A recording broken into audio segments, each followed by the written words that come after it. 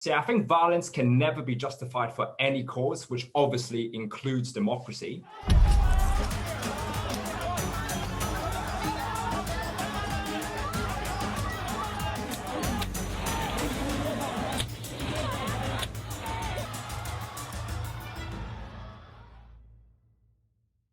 Hey guys, it's Keybros.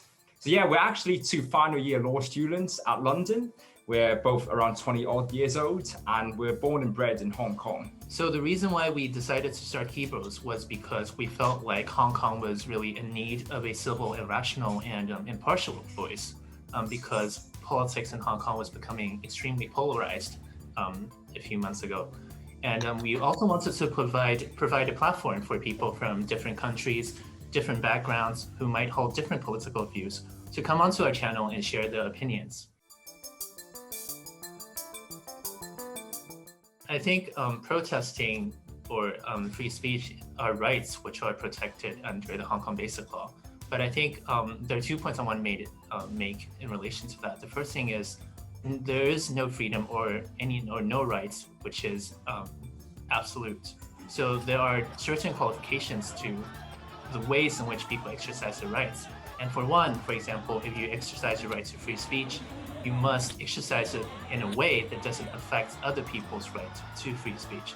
And what we saw in Hong Kong over the past few years was that the radicals and the violent protesters in Hong Kong basically intimidated those with whom they disagreed and forced them to submit and forced them to silence themselves. And we actually think that that is anti-democratic and that is against the values that Hong Kong people hold dear to.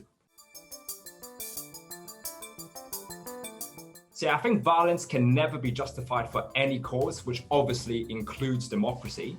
So in my opinion, democracy entails that we should be able to have different and multiple voices in a society, and forcing people to accept one particular ideology through violence, intimidation, as we've discussed, is inherently undemocratic. Yes, I totally agree with that. I think the problem with the violent radicals here in Hong Kong is that when they claim to be fighting for democracy, I believe when you claim to be fighting for democracy, you should be fighting for certain values. And when you're fighting for values such as civil discourse, free speech, and so on, these values shouldn't just apply to those with whom you agree. It should also apply to people with whom you disagree. One fundamental concern I have with the sort of anti-Chinese or anti-mainland or anti-government sentiments that was exhibited by the protesters was that, again, if we are thinking in terms of Hong Kong's long-run interest, we must cooperate with the mainland because ultimately the central government has sovereignty over Hong Kong and has the constitutional basis to do basically whatever it wants with Hong Kong. And I think when people demonize the central government and refuse to even consider the fact that the central government may be trying to help Hong Kong, they may indeed have the best interest of Hong Kong people at heart, and instead turn to foreign forces who probably do not have the interest of Hong Kong people at heart.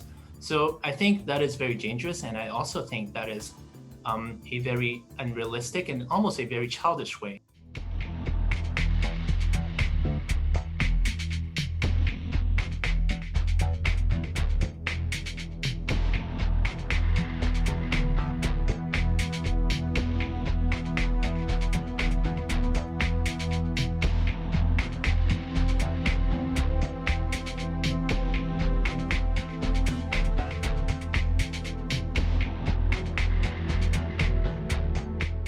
Yeah, so speaking of the question of whether patriots should be the only legitimate rulers of Hong Kong, we think it actually depends on how you define patriots, right?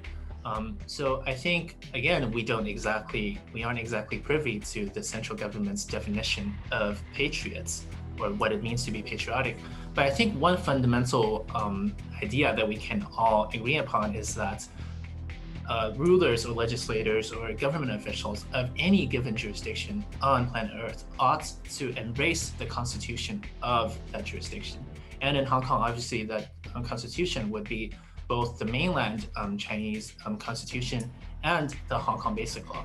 And obviously, because Article 1 of the Hong Kong Basic Law states that Hong Kong is an inalienable part of China, I think being a patriot at least entails that you should accept that Chinese sovereignty is in existence over Hong Kong, and Hong Kong is an inalienable part of China.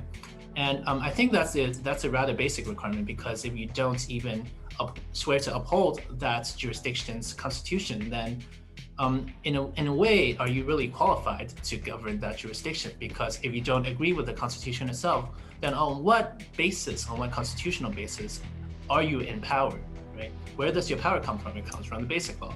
So I think that's one basic idea that we can all agree upon.